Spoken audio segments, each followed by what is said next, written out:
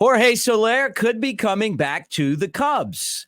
What about a reunion? Played for the Cubs in 2014, was part of their World Series championship winning team in 2016, but he really made his name as the Atlanta Braves All-Star MVP, and he spent the last 2 seasons at Miami. He just opted out.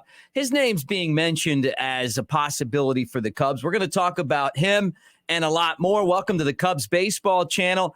If you're not on our roster, but you're a free agent, we want to sign you. Like and subscribe. Give us a thumbs up. Always great hanging out with you right here on the Cubs Baseball Channel.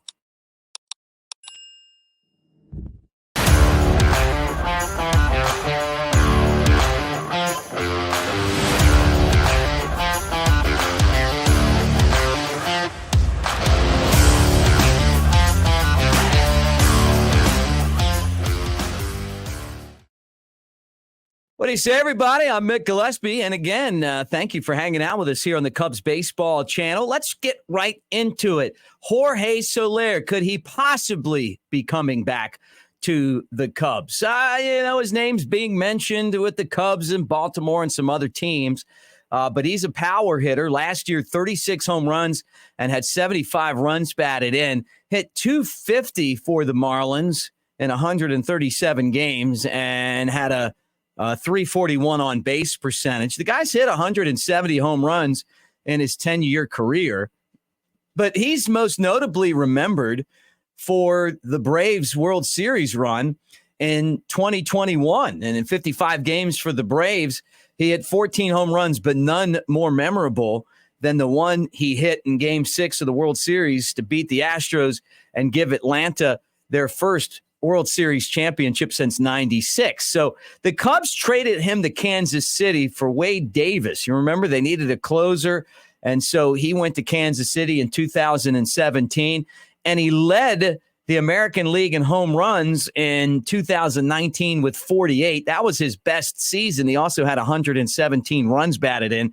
But it's you talk about him, you talk about, and we got into this yesterday on the show, Rhys Hoskins, same type of numbers, although he didn't play last year. But they're kind of like what Christopher Morel already brings at a cheaper price. Morel opted out of a 9-year contract, a $9 million contract, and they're saying, hey, he could go between $30 and $40 million. So, is that where you want to spend your money right now if you're the Cubs, having a couple years of Soler? I mean, he certainly would give you that presence in the lineup, but at the same time, I just feel like this one's a little bit of a reach, but we'll keep on telling you what's out there, and I'll give you my opinion. I mean, I wouldn't be disappointed to see him. I know him and I like him. I think I did his first interview. I really do. I had an interpreter, and there weren't any out there when I talked to him. So it's been a long time, but I'd love to see him again. I just don't know if it's going to be back in a Cubs uniform. Congratulations to Jared Banner. He got promoted by the Cubs as they continue to reconfigure their front office. Remember, Craig Breslow was hired by the Red Sox to run their baseball operations office. And so he's got the same job, Breslow, as Jed Hoyer.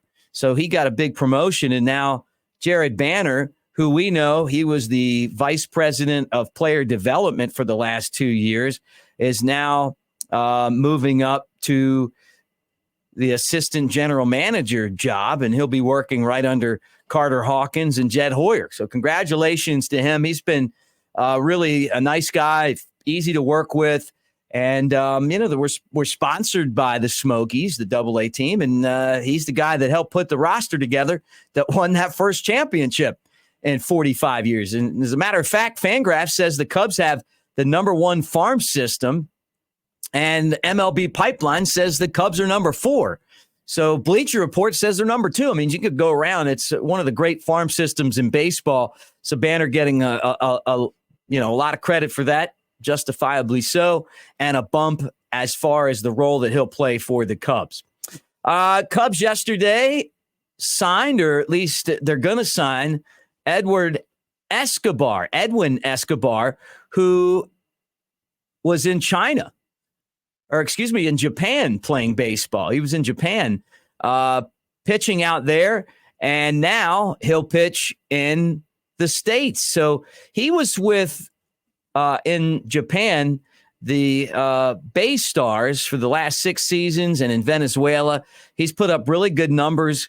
2016 was his last major league season. He had an earned run average over 7 with Arizona. And so now he's skipped around and gone overseas, and now he's ready to return. And one thing that I'll tell you about scouting, about finding players, is our friend Tim Wilkin, who does a podcast on here, the MLB Baseball Scout podcast, will tell you, you can find talent anywhere. So you just got to look for it. So hopefully the Cubs found some talent with Escobar. So that's I guess, really their first signing that they've had this offseason.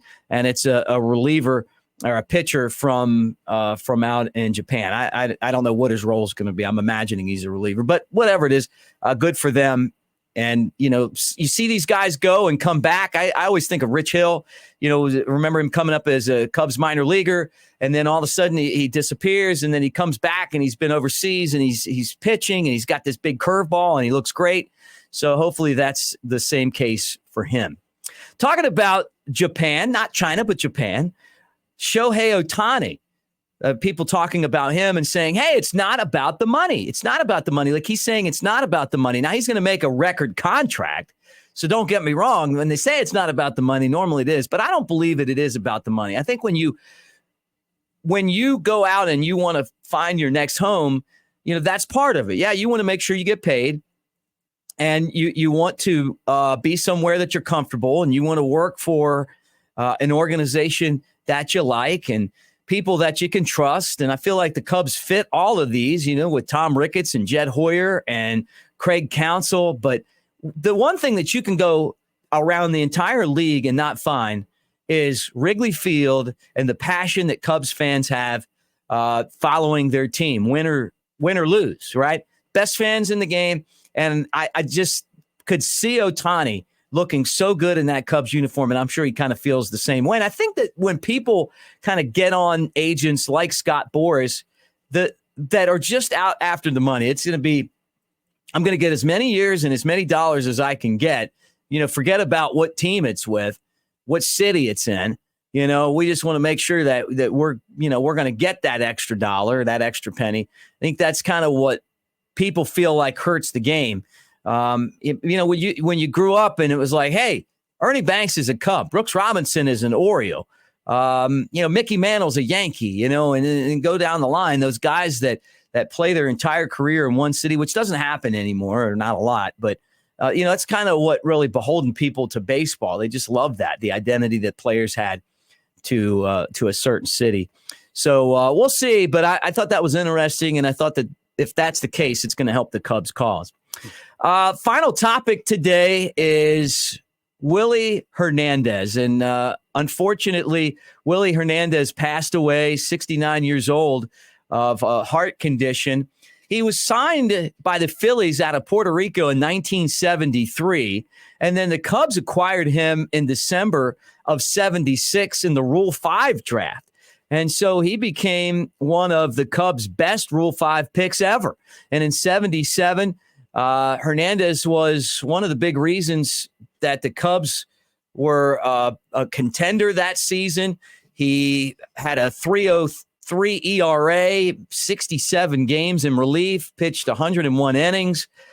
He was a really good Cub. And then eventually he was traded to the Phillies in May of 83, ended up with the Tigers in 84, and had a fantastic season. I'm talking about one of the best seasons any pitcher's ever had in baseball. He was the MVP and the Cy Young Award winner, and he led his team to the World Series. Remember the Tigers with Trammell and Whitaker and Gibson, and they had like a 35-5 start to the season, got the World Series ring, and he was a huge part of that. So we send our condolences out to his family, and a tip of the cap to Willie Hernandez today as he's passed on. So sad news in the world of baseball and to a former Cub. I want to remind you guys that our channel is presented by the Tennessee Smokies and the Tennessee Smokies team store. I got the swag to prove it,